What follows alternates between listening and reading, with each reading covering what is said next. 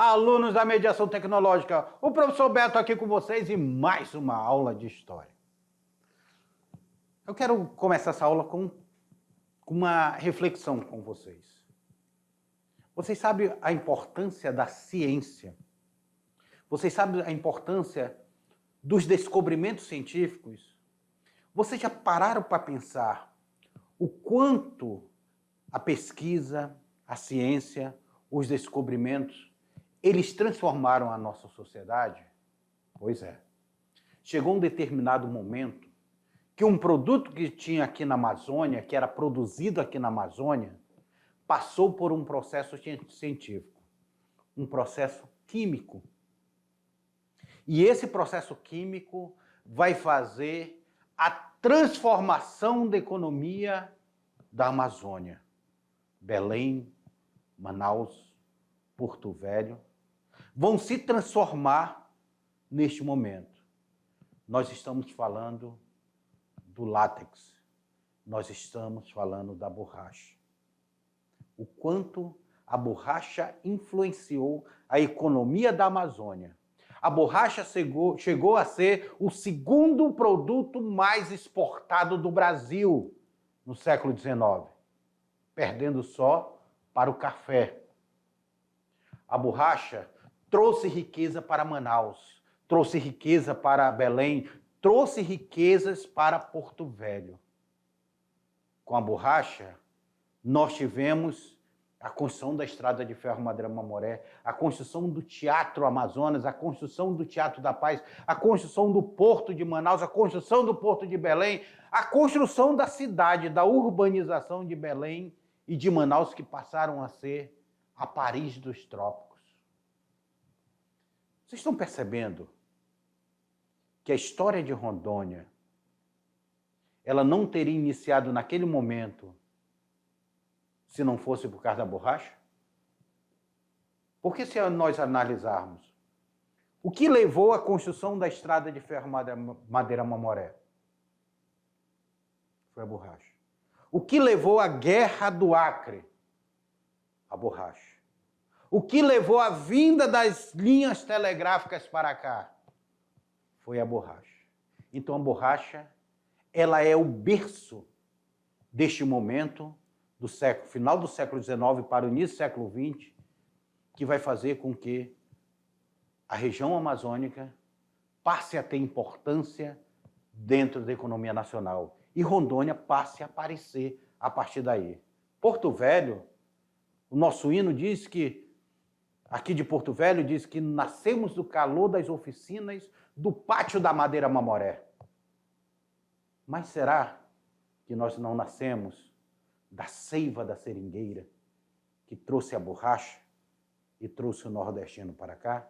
Com vocês, aula de número 11 na tela para vocês. Eu, professor Beto, irei falar com vocês sobre o primeiro e o segundo ciclo da borracha. As consequências para o estado de Rondônia, o primeiro ciclo, como é que se dá esse primeiro ciclo, o que foi esse primeiro ciclo, o que representou esse primeiro ciclo, e nós iremos também falar sobre o segundo ciclo da borracha e o que também ele representou para a nossa região.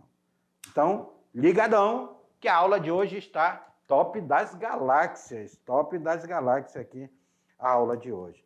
Então, vamos ver esse contexto da borracha. O primeiro ciclo da borracha, ele vai de 1872 a 1914.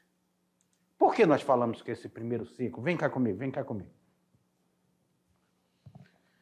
O processo de vulcanização ele é descoberto no início do século XIX. Ele vai ser patenteado em 1842, vai ser 43, vai ser patenteado. Ao ser patenteado, nós temos aí uma figura que vai ser Charles Goodyear, que vai ser uma figura emblemática nesse processo. Ao ser patenteado o processo de vulcanização, ao patentear, começam a haver a exploração da borracha. 1867, assinado o Tratado de Ayacucho, mas nós ainda não estávamos no auge do que nós vamos chamar de ciclo. É claro, alguns historiadores não gostam de trabalhar essa questão de ciclo, até porque ele diz que a borracha ela já existia antes e ela continua existindo a exploração dela. Mas em 1872 é quando nós temos um boom da borracha, nós temos o grande ápice iniciando da borracha. É por isso que a Bolívia se preocupou em construir a estrada de ferro Madeira-Mamoré, fazendo acordo com o Brasil a partir deste momento. Tentativa essa que ela não consegue executar, mas que nós vamos ver numa aula à parte, exclusivo sobre isso. E a borracha ela vai pegar esse final do século XIX e início do século XIV. O que acontece que no século de 1914, a partir dali de 12, 14, a borracha entra em declínio? O que acontece? O que nós conhecemos hoje como biopirataria. Os ingleses vieram aqui, fizeram a biopirataria, o inglês, levou sementes de seringueiras para a Malásia. E lá, clima tropical, eles começaram a plantar seringueira. Essa seringueira vão se desenvolver e a Malásia, e não só a Malásia, mas várias regiões aí da Indochina, vão passar a produzir goma elástica de uma forma sistematizada. Ou seja, se tornou muito mais barato comprar borracha na Malásia do que comprar borracha no Brasil. Com isso, a produção da borracha no Brasil entra em declínio. Encerra-se com isso o primeiro ciclo da borracha. Na tela aí para a gente entender melhor isso daí. Essa história que eu estou contando para vocês é uma história meio complexa para entender. A produção do consumo da borracha. Olha aí, ó. Os caras como vinham aqui, ó. A faca, a raspagem, o machado, a cuia, a poronga, que é a lanterna da cabeça, aqui a cuia, a tigela, daqui a bolsa em cima. Aqui, ó, a espingarda, a boroca, o sapato de seringa. Tudo isso aí era característica deste seringueiro. Algumas precondições naturais tornaram a Amazônia um fornecedor privilegiado da goma elástica. A abundância natural das árvores, a qualidade e produtividade, uma secular tradição extrativista. Então nós temos aí, com a falta de capital nacional, foram obtidos capitais estrangeiros que com o tempo obtiveram controle do processo produtivo, financiando as importações. Meus queridos, o governo brasileiro ele não estava muito de olho, e olha que nós estávamos no governo imperial, não estava muito de olho na produção da borracha não, só depois que ele vai ficar mais esperto na produção da borracha. Aqui, o governo brasileiro não queria grande investimento. É por isso que nós vamos ver fortemente investimento entrando aqui na Amazônia de capital norte-americano e capital inglês.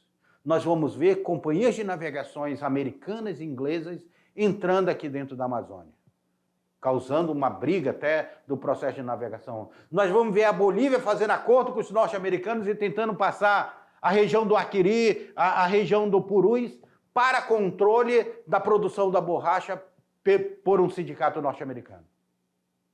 E sabe quem era a primeira mão de obra utilizada para exportação, para extração dessa borracha? Era mão de obra indígena que aqui estava na Amazônia. Porque ainda não tinha vindo, nesse primeiro momento, os nordestinos. Só que eles vão aproveitar com a seca que está tendo lá no Nordeste, que matou 1875 ali, nós vamos ter uma grande seca em todos os países que têm floresta tropical, em todos os trópicos aqui, países que têm o mesmo clima do Brasil, nós vamos ver uma grande seca assolando o mundo e atingindo diretamente o Nordeste. Acredita-se que só no Nordeste, ali, morreram mais de 500, imagina 500 mil pessoas no século XIX morrendo. Se aqui nós já nos assustamos com o coronavírus matando 700 mil pessoas, no século XIX quase 500 mil pessoas morrendo de fome e de doenças, principalmente a rubéola, que assolou o Nordeste. Esse retirante, fugindo dessa seca, fugindo da fome e fugindo dessa doença, eles foram capitaneados e trazidos para a Amazônia no primeiro ciclo da borracha. É esse primeiro momento que nordestinos são trazidos, nós, lembrando, aluno, preste atenção aqui comigo, Nós ainda não estamos falando de soldados da borracha, tá? Não tem nada a ver com soldado da borracha. Esse primeiro nordestino que é trazido não tem nada a ver com soldado da borracha. Eles são trabalhadores que estão fugindo da seca, estão fugindo da fome lá do Nordeste e estão sendo colocados em seringais para explorar a borracha. Só que eu quero lembrar que a Amazônia não era um vazio demográfico. A Amazônia existiam os povos originários e isso vai fazer com que haja um confronto com esses povos originários.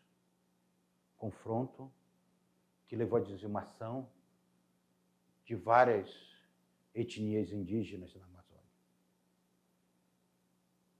Os seringalistas, olha, seringalista é o dono do seringal, seringueiro era o pobre explorado pelo sistema de aviamento, que era aquele sistema de dívida que ele não conseguia se livrar dessas dívidas.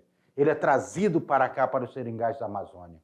Olha aí na tela para vocês aí. Olha aí na tela para vocês aí, que nós temos, as últimas décadas do século XIX, o capital estrangeiro controlava a navegação fluvial através das firmas Amazon River Steam Navigation Limitada e Amazon Steam Navigation Company.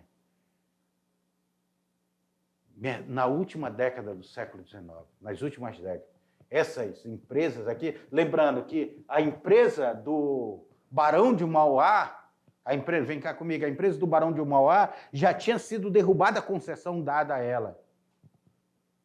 O Barão de Mauá, que teve a concessão das navegações da Amazônia, já tinha sido derrubada a ele. Agora se está passando para o capital inglês, está se passando para o controle também dos estrangeiros, dos norte-americanos também que estavam com interesse aqui. Mas aqui, principalmente os ingleses. Amazon River State Navigation e a Amazon State Navigation Company estão presentes aqui. Elas que fazem esse transporte fluvial para levar a borracha para fora do país. Na tela. Ambas eram de capital inglês, controladas também pelos seringais.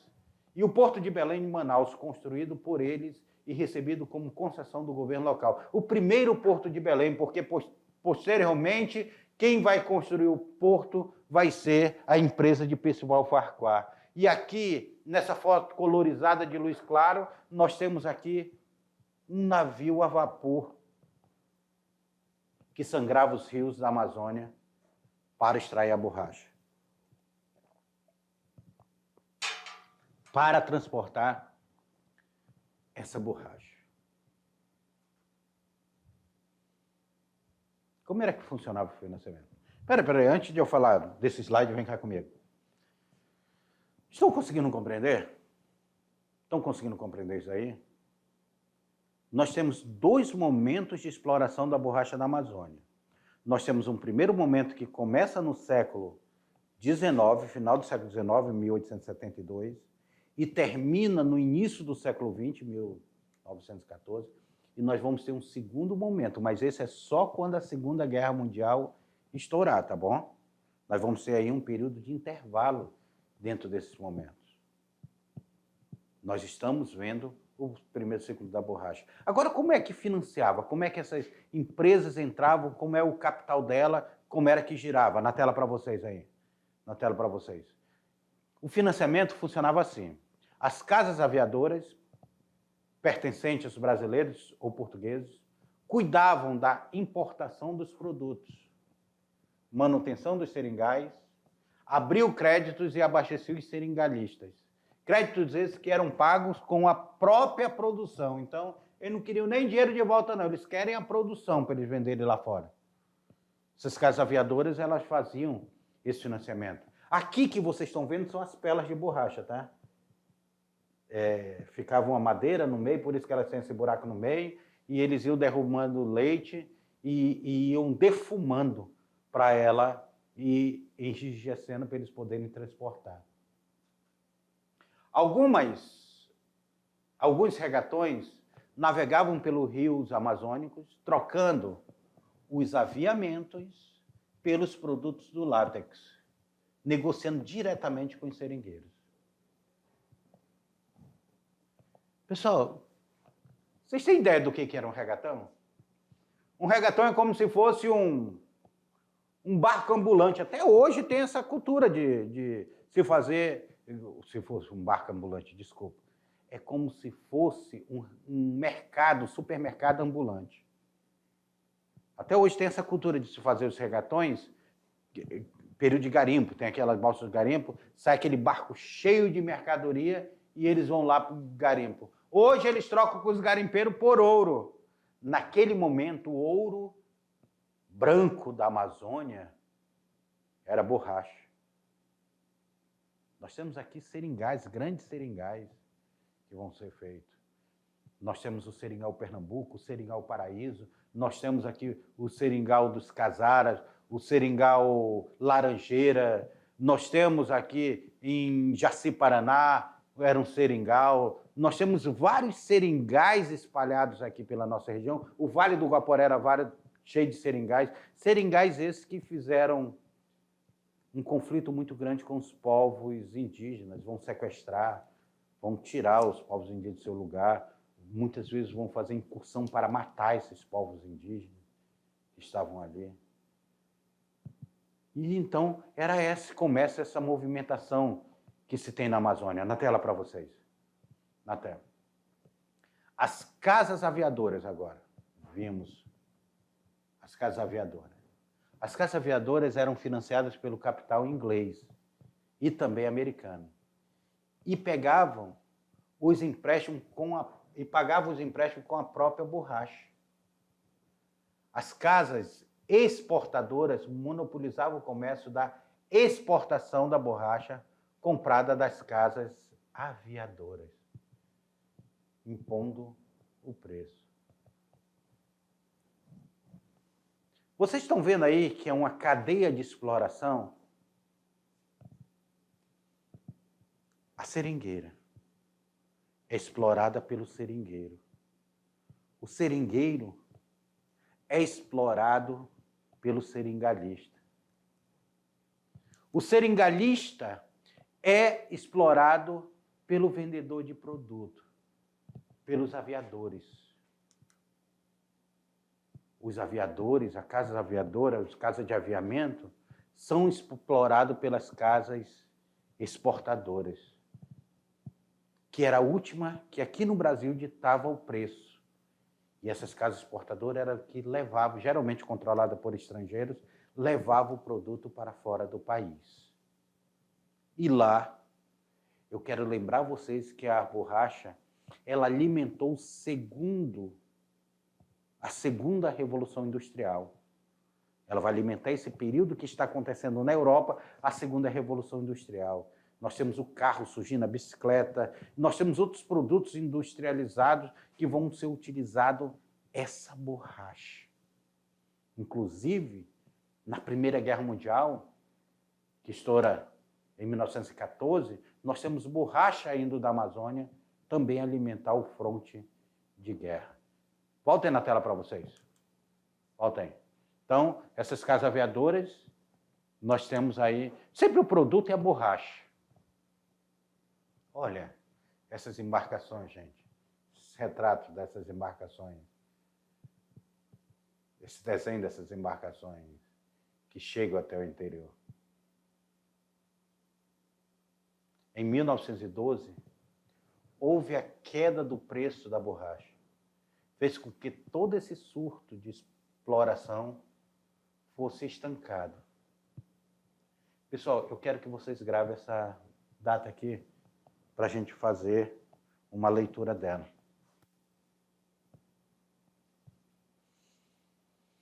Em 1912 era o último ano da construção da Estrada de Ferro Madeira Mamoré. A Estrada de Ferro Madeira Mamoré, que começava a ser construída em 1907, ela estava sendo concluída em 1912. E em 1912 é justamente o período que entra a crise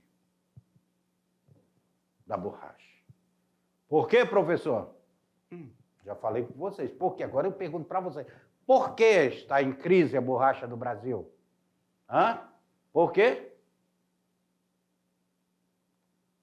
que a produção da Malásia está estourando, a produção da Malásia.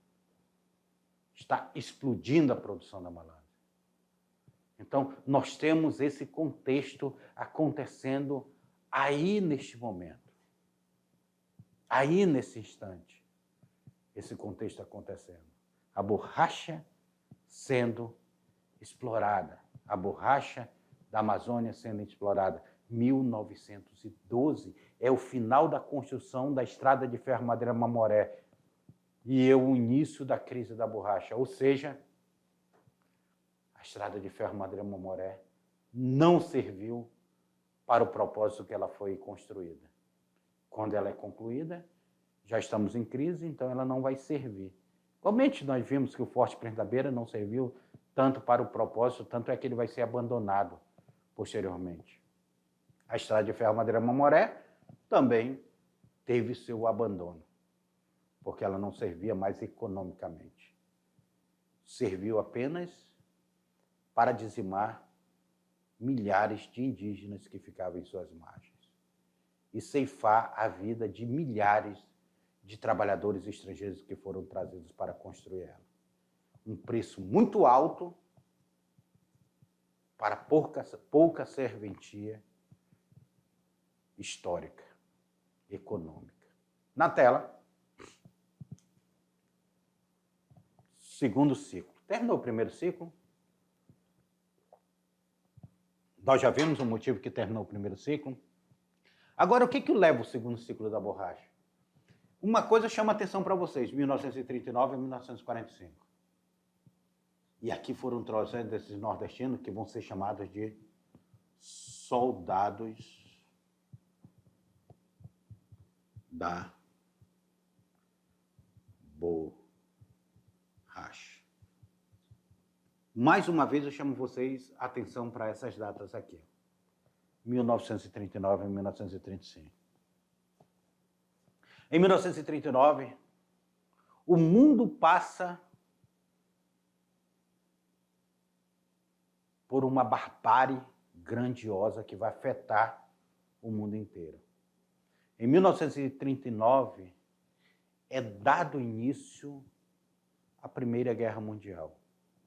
De um lado, quem estava aliado? Alemanha, Itália e Japão. Alemanha, Estado e Japão. E vocês lembram que eu disse para vocês que os ingleses tinham levado sua borracha para plantar na Malásia, que fica na Ásia? O Japão, dentro do seu expansionismo imperial, tomou os seringais da Malásia, da Indochina, daquela região toda ali. Tomou os seringais. Ingleses e americanos que queriam borracha para seu fronte, acreditava-se que um soldado precisava em torno de 6 quilos de borracha cada soldado. Aonde ele iria buscar essa matéria-prima? Foi necessário reativar os seringais da Amazônia. Reativou-se os seringais da Amazônia, que vai ter um fôlego até 45, que é o ano final da Segunda Guerra Mundial. Por isso que é colocado de 39 a 45 aí. Reativou-se os seringais da Amazônia. Só que precisava de celeridade na produção da borracha. Como fazer uma celeridade se todo mundo que já estava aqui já não estava mais exportando a borracha? As pessoas que foram trazidas no final do século XIX já eram idosas aqui, não estavam mais nessa extração da borracha. O Brasil assina com os Estados Unidos os acordos de Washington. É assinado com os Estados Unidos. E nesses acordos de Washington, o Brasil se comprometia a intensificar a extração da borracha. E como fazer isso? Mais uma vez, se recorre aos nordestinos. Nordestinos vão ser trazidos para cá em levas, e muitos deles enganados, porque achavam que iam por fronte e são colocados dentro de navios, gaiolas, dentro de paus de arara, são trazidos para a Amazônia como soldados, chamados soldados da borracha. Qual foi o desfecho disso? Na tela para vocês. Vamos ver isso dentro da nossa aula. Primeiro, nós temos o Acordo de Washington, que eu falei para vocês, e o CENTA. Aqui o Acordo de Washington foi assinado entre Franklin Delano Roosevelt, agora nós estamos falando de outro Roosevelt, o Roosevelt da Segunda Guerra Mundial, e o governo brasileiro, que era Getúlio Vargas, do Acordo de Washington. Então é criado CENTA, que tinha a função de organizar essa colonização, essa trazida de nordestino para cá. Então, aqui, enquanto essa seca do Nordeste de 1877 a 1879, essa seca do Nordeste, ela trouxe o nordestino para o primeiro ciclo da borracha, agora a Segunda Guerra Mundial, nós vamos ter aqui nordestino vindo para o segundo ciclo da borracha. A Segunda Guerra Mundial, o Japão ocupou o Sudeste Asiático e com um ataque japonês, a base naval norte-americana de Pearl Harbor, no Havaí, nesse contexto da invasão japonesa nos seringais da Malásia, o Brasil deveria fornecer borracha para a indústria norte-americana. Aluno, olha aqui. Vocês estão vendo que nós não temos como nos desprender da história mundial para a gente entender a história de Rondônia. Para entender a história de Rondônia nesse período e até a criação do território federal do Guaporé, nós não podemos deixar de entender a Segunda Guerra Mundial, porque é na Segunda Guerra Mundial, é nesse momento da Segunda Guerra Mundial, olha o que o texto fala aí do Acordo de Washington. Olha aí no texto para vocês, aí na tela para vocês. O Acordo de Washington aí, que o texto nos fala, ele é bem claro isso. Os norte-americanos, eles estão lá fora da guerra e eles começaram a entrar na guerra devido ao ataque japonês à base norte-americana de Pearl Harbor, no Havaí. Só aí que os norte-americanos entraram. E os seringais da Malásia, eles passaram a ser dominados pelos japoneses. Então, a partir daí, os norte-americanos eles viram no Brasil uma oportunidade de se extrair novamente o látex, a seringa tão necessária para esse processo industrial. E o Brasil entra na parada aí, na tela para vocês. 1942, os Estados Unidos, Franklin Delano Roosevelt, olha aí, não falei dele, o Franklin Delano Roosevelt, que agora não é mais o Theodore Roosevelt lá do Rondon, tá? Agora é outro Roosevelt. E o Brasil de Getúlio Vargas faz o Acordo de Washington, com o qual o Brasil comprometia-se a reativar os seringais, através de uma operação conjunta dos Estados Unidos para obter mais rápido da borracha. Aí o objetivo era reativar os seringais para a produção em larga escala da região amazônica, ordenando sua produção para cumprir a necessidade das nações amigas. Surge, então, o Batalhão da Borracha, inclusive aqui em Porto Velho, nós temos ali um bairro chamado Arigolândia, gente. E o recrutamento de soldados foi no Nordeste brasileiro. Olha, eles iam, juravam a bandeira e vinham para cá, pensando que iam para o fronte. Foi criado o CAETA, Comissão de Encaminhamento de Trabalhadores para a Amazônia, encarregada de contratar e conduzir os nordestinos até a região norte. E também o CENTA, que era o Serviço de Encaminhamento de Trabalhadores para a Amazônia, é criado. Esses órgãos ficavam responsáveis pelo recrutamento, condução dos nordestinos até os seringais. Olha aí esse ônibus bem, ou esse caminhão bem emblemático aí, ó. Pneu da Vitória. Mais pneu para a Vitória. Eles recrutando as pessoas que iriam extrair borracha para fazer pneus que serviriam no fronte de guerra da Segunda Guerra Mundial. Ou seja, a borracha que saía do Brasil seria a borracha que estaria atolada nos frontes, nas batalhas, nos pneus de guerra.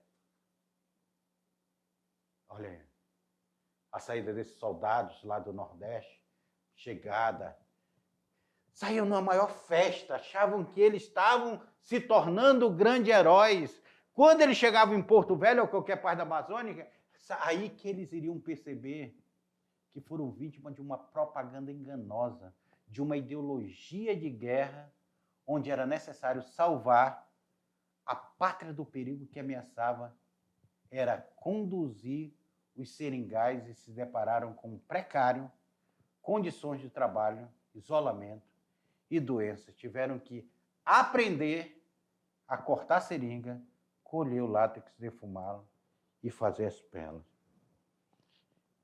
Esse soldado, ele vinha para a Amazônia sem grandes noções do que iria encontrar ele. E eu digo para vocês, a guerra para que esses soldados da borracha vieram foi a guerra mais letal. Morreu mais soldados na Amazônia, na extração da borracha, de que morreu soldados no fronte, na Itália. Lá no fronte morreram menos de 500 soldados.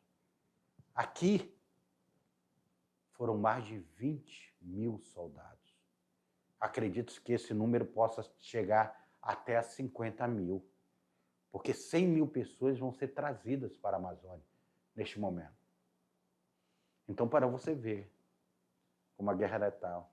E eles, será que viraram herói? Na tela.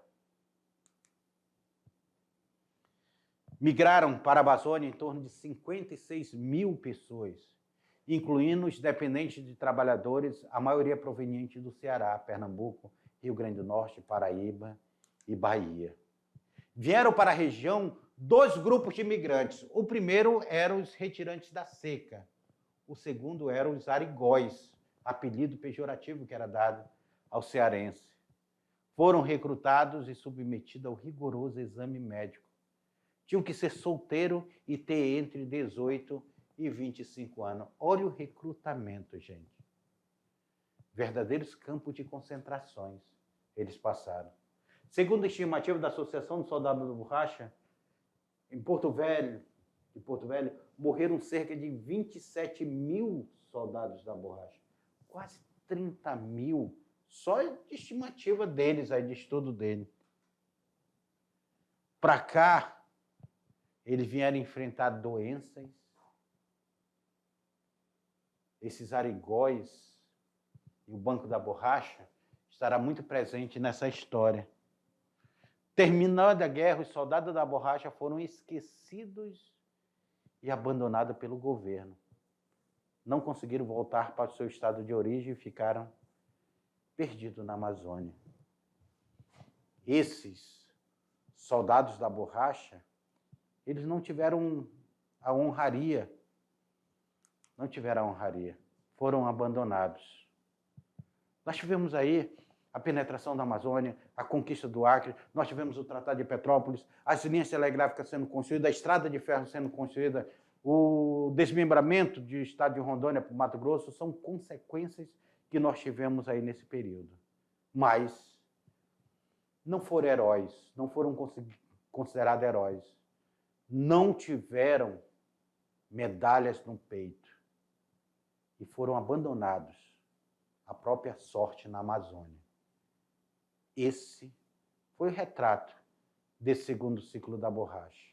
Olha aí algumas questões na tela para vocês aí, rapidinho.